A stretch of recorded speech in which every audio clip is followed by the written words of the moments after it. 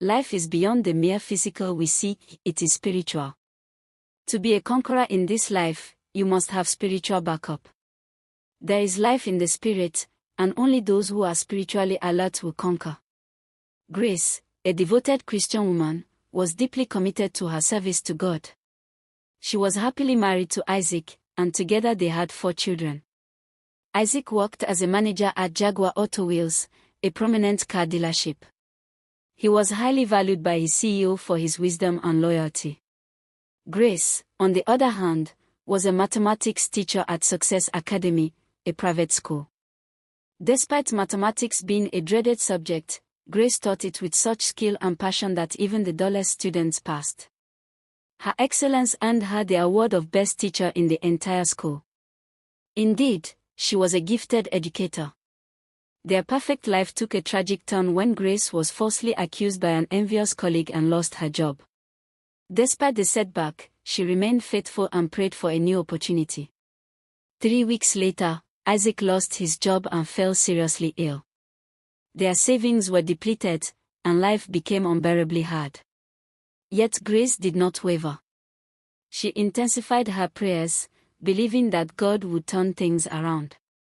In the midst of their struggles, Grace received a vision from God to start a palm oil business. She obeyed, borrowed money from a friend, and began selling at Crossroad Market, the largest market in the city. Her shop, number 88, was deep inside the market. But her obedience bore fruit. She sold over 1,000 liters of palm oil daily, and her family's condition improved dramatically. Light began to shine at the end of the tunnel. Grace's success stirred jealousy in Mrs. Linda, a rival palm oil seller and member of a secret cult called the Midnight Owl. Linda used fetish powers to dominate the market, performing monthly rituals. She was obedient to her altar. And she did sacrifice to be on top of her game in the market. 4th week of every month, she will use a spiritual razor blade given to her by her grandmaster. She will give herself a little cut on her stomach, just so a little blood will stain the razor blade. She will place it in a calabash and add 100 milliliters of the palm oil she sells. The calabash will stay in her room under her bed for a week. After a week she will remove the razor blade, lick the oil and add tiny drops in all her liters of palm oil. She will recite her incantation, then she will sell more than anyone in the market, involving blood to boost her sales. Other cult members in the market included: Big Joe is a fashion designer whose clothes were possessed by demonic spirits. He got inspiration from the demonic spirit of his cult, whose clothes causes spiritual bondage and violence. By so doing, it strengthens their cult. He is one of the biggest fashion designers in the market. He sells locally and internationally.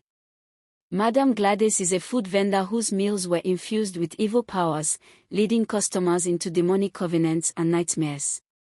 Miss Bernice, popularly called Small Pepper, is a perfume seller who sacrificed her womb for wealth. Though admired for her beauty and hard work, she hid a dark secret. Landlord Pounds and Dollars, as he is popularly called, is a wealthy property owner who used the destinies of his tenants to maintain his riches. His cult forbade female births in his compounds. Any born were to be killed within 7 days. Mrs. Linda reported Grace's success to her cult's grandmaster. He warned her. Grace is different. She is obedient, committed, and surrounded by angels. Leave her alone. But Linda refused. She tried befriending Grace to uncover her source of power. When that failed, she resorted to dark magic.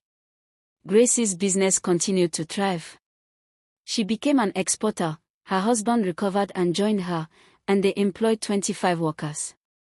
Over 7 days, Mrs. Linda attempted to harm Grace through various means. Day 1 of the mission. Linda trespassed into Grace's dream as a small python. She tried to strike, but Grace strangled the snake and prayed for 4 hours. Though beaten, she was unharmed. She burned the snake in the dream and woke up victorious. The next day, Linda's right leg was mysteriously burnt. She was hospitalized. Day 2 of the mission. Linda bribed one of Grace's staff to deliver poisoned food. Grace, fasting, gave the food to her dog. The dog died the next morning. Grace confronted the staff, who confessed. She was fired. Grace then visited Linda and asked, "Why do you want to kill me? Did I offend you?" Linda replied, "Yes. You invaded the market and outsold me. What is your source of power?"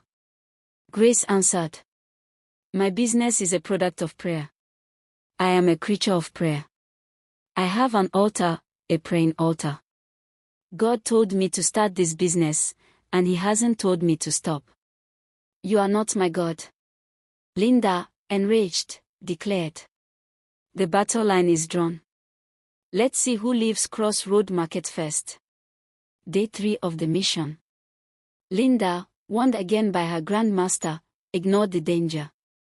Grace prayed from midnight to 5 a.m. She tried to sleep a little. Grace came again as a mosquito to suck her blood in a dream.